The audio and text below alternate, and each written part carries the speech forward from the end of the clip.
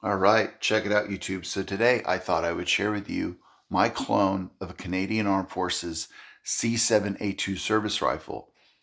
The C7A2 service rifle was a midlife upgrade for the Canadian Armed Forces C7 service rifle. The original C7 was incepted in the early 80s, kind of in parallel with the U.S. military's M16A2 platform. During the global war on terror in Afghanistan, Canadian Armed Forces realized that they needed a more modern and more versatile platform to essentially equip their soldiers with so they could be more effective in the field. I'm going to go over some of the features of the C7A2 and kind of explain a little bit about its use. So the C7A2 would have a flat top upper receiver, a 3.5 power LCAN optical sight, ambidextrous controls, and that means an ambidextrous selector, also, as well as an ambidextrous magazine release. And I'll show the other side of that in a second. It would come with a 4-position stock, and it would have a rubber pad in the back to help secure the rifle to the shoulder. And that definitely matters in a wet environment, or in, like, say, you're in a sandy or dry environment. This can help keep the rifle on the shoulder for more accurate shots, more repeatability, if you will, more preciseness. The other thing you'll notice about the C7A2 is that it has a olive drab or green furniture on it. Since it was a midlife upgrade, they didn't have to replace the whole rifle. Some of the uppers of the rifles were replaced with flat tops. Some of the C7A1s already had flat tops. So some of the features, they didn't need to replace the whole thing. They just go in piecemeal and change what they needed to change. If you notice, the C7A2 would have a standard 20-inch barrel, which was the same length as its predecessors. So if the barrel wasn't worn out, they would retain that barrel. The barrel, of course, was produced by Dymaco, which would later on become Colt Canada. The barrels, from what I've read, were cold hammer forged. They were 1-in-7 twist, so almost 3 rotations of the rifling in the 20 inches of the barrel.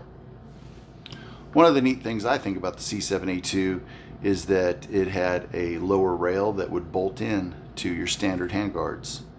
So originally this would be produced by Cadex up in Canada. This one is not an original Cadex, this is a GG&G. One of the other interesting items on the C7A2 was the Cadex vertical grip. And this grip can fold for storage, it'll lock, and also has a small storage compartment for batteries or small accessories for the rifle to keep the rifle going. The other interesting thing about the C7A2 was this tri-rail. Now this tri-rail kind of folds over the front sight base and it bolts together. It is really kind of a neat piece of engineering. You can mount flashlights, accessories, lasers, essentially, to this tri-rail up front.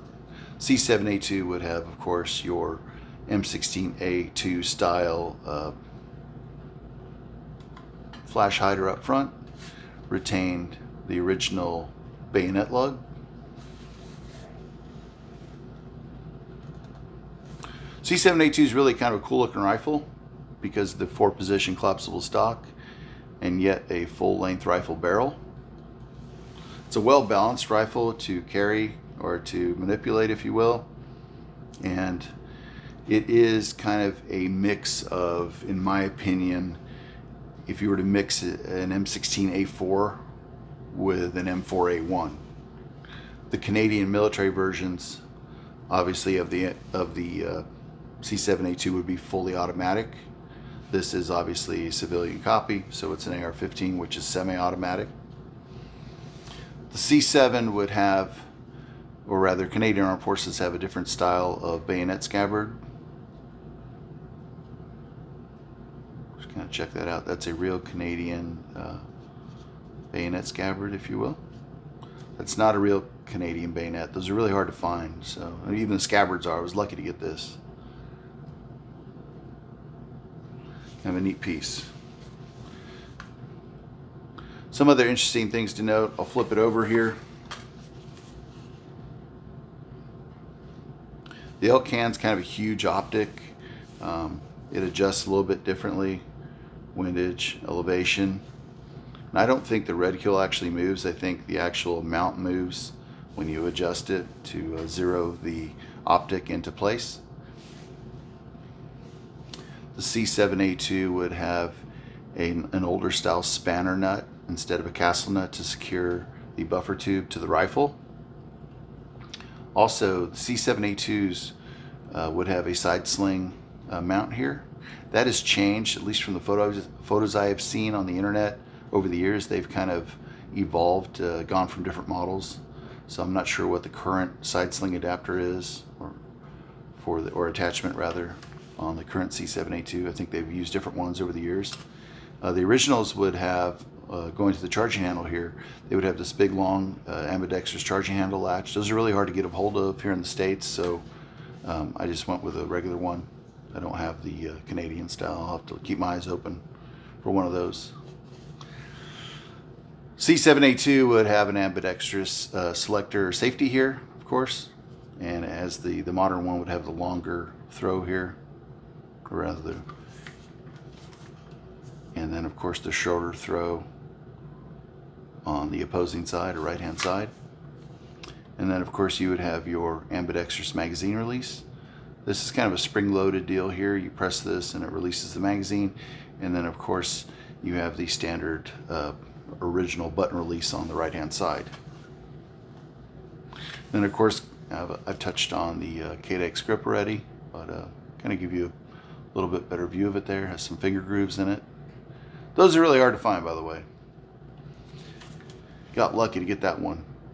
And of course your tri-rail. The tri-rails are really cool. I'll just throw that out there. That's a really cool piece.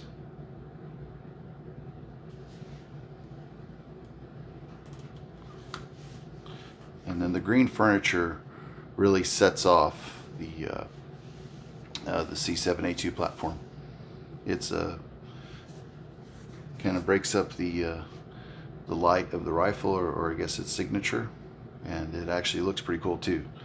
So anyhow, appreciate you watching the video, and it was a pleasure for me to produce a video for you, and I hope you like it, and I hope you subscribe to my channel. And if you have any comments or questions, be glad to answer them for you, or try to. Once again, another view of the C7A2 clone. Thanks for watching. Take care.